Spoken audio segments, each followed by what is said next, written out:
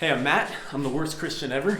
And today, I'm super excited because I'm having a fist fight with my good friend Lee.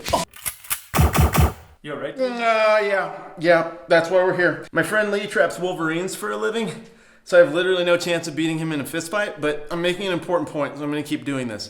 I'm going to go at him. So in the passage we're looking at today, two good friends get into a fight. Whoa, shoelace. Thanks, man. Dude, do a double knot. I don't want you to trip. Good call. The thing about this fight is that they fought fair. I think there's a lot in this passage to be learned about how to treat people we disagree with. Ready? 3, 2, 1. Dude, my bad.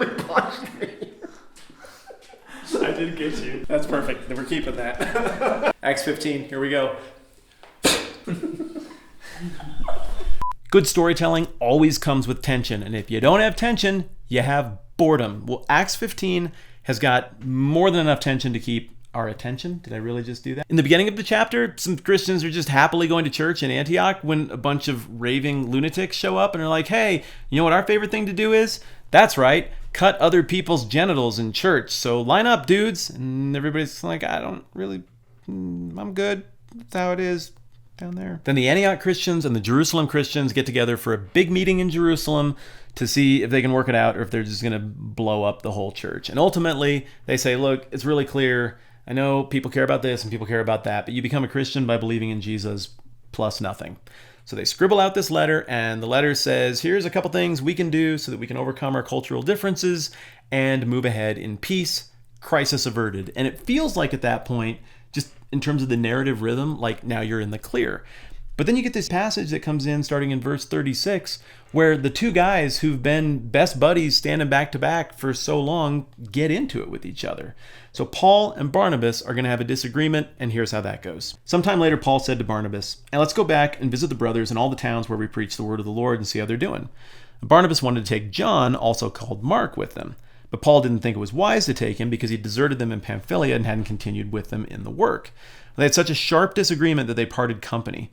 Barnabas took Mark and sailed for Cyprus, but Paul chose Silas and left, commended by the brothers to the grace of the Lord. And he went through Syria and Cilicia, strengthening the churches. I think this is one of those passages that is sneaky instructive, whether you're somebody who believes all of this or someone who doesn't. I'm going to get into why that matters in just a minute, but first, this is pretty easy to break down, so let's just do it.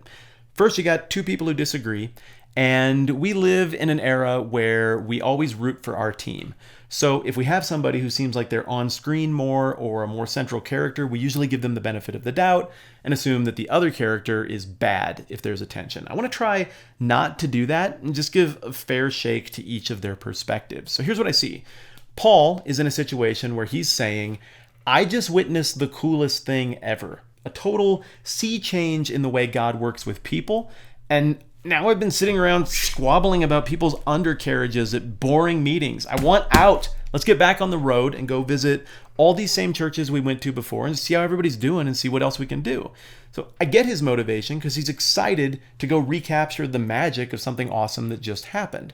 And he wants to take his dream team with him again because you want to repeat the formula, right? But on the other hand, you've got Barnabas, who is from Cyprus and who is going to have a passion and an interest in really going somewhere different to connect with people more like him. And Barnabas is also called the son of encouragement, right? That's his nickname. And what have we seen him do everywhere he's gone? He makes stuff better. He takes people who were in tension with each other and he smooths that stuff out. He's into second chances and grace. And so he wants to do that with his cousin, this kid, John Mark, who on the last trip, I don't know, maybe got homesick or grouchy or disagreed with the whole Gentile thing and just wanted to go home and regroup. Okay, maybe he did screw it up, but that was then and this is now. And Barnabas is saying, Paul, hey, what are we preaching and talking about here? It's grace. Let's cut the kid some slack. He's ready now. Let's try it again.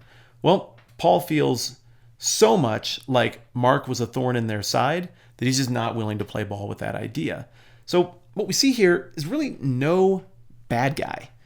We see two completely competent people with good motivations who want to do good things, but they just want to do slightly different good things. Their agendas really don't match. Barnabas wants to redeem John Mark and get him back in the game. Cool, good. I've had people like that in my life who picked me up after I did stupid crap and helped me get back in the game. I like Barnabas for this. Paul, on the other hand, is like, we got something bigger going on than just helping one dude get his business straightened out. And that is that we have this opportunity to, I don't know, transform planet Earth, and we should do that. And if there's even a chance that Mark could slow us down, we just can't take him with us. What you have is a good old-fashioned Mexican standoff. You got two people who both want slightly different things, and they can't both have it at the same time with each other.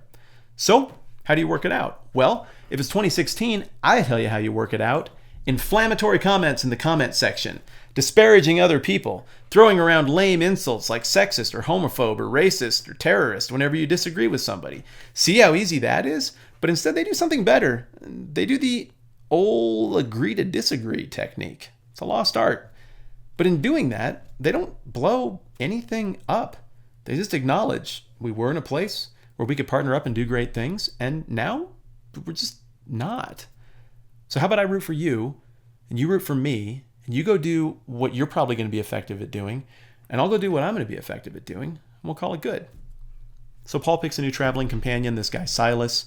He is a pretty logical choice because the Jewish church seemed to like him. He was in a place where he was flexible in life and could do all of this travel. He had Roman citizenship. He was a scribe. So these were all things that set him up to kind of duplicate Paul's skill set and make their team effective for what he wanted to do. Like I said before, Barnabas is from Cyprus, so going there means he's going to have big social cred and natural inroads anyway. Everybody wins, they part ways, the blessing of the church is upon them, and then they go on their trip. And the last note about this from a narrative perspective is that something good comes out of this beyond even just agree to disagree.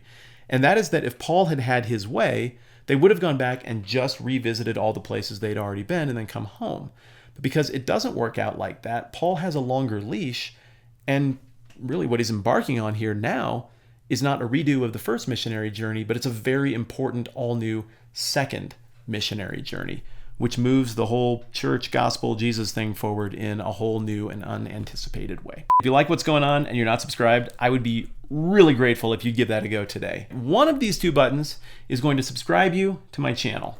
The other is going to take you to a song that is so haunting and so memorable that you will be shrieking it in the shrillest of voices at your loved ones for weeks to come.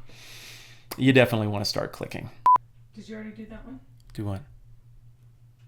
What song are you thinking of? Where are you sending people to? What song are you thinking of? The worst song on the internet? I don't know what song you mean. Okay. What are you thinking of?